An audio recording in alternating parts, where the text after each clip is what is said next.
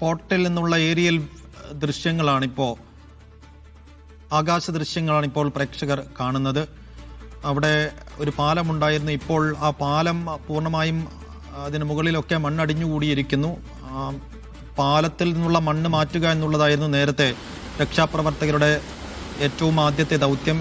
ഏറെക്കുറെ പാലത്തിന്മേലുള്ള ചെളിയും മണ്ണും നീക്കാൻ കഴിഞ്ഞിട്ടുണ്ടെന്ന് മനസ്സിലാക്കുകയാണ്. റോഡ് പൂർണ്ണമായും, അതുവഴിയുള്ള റോഡ് ഗതാഗതം ഇപ്പോൾ പൂർണ്ണമായും നിലച്ചുപോയിരിക്കുന്നു. എന്നുവെച്ചാൽ ആ മണ്ണ് പൂർണ്ണമായും മാറ്റി റോഡ് ഗതാഗത യോഗ്യമാക്കുക എന്നുള്ളത് ഇന്ന് വേഗത്തിൽ പൂർത്തീകരിക്കാൻ കഴിയുന്ന ഒന്നല്ല എന്ന് നമുക്ക് ആകാശ ദൃശ്യങ്ങൾ കാണുമ്പോൾ അറിയാം.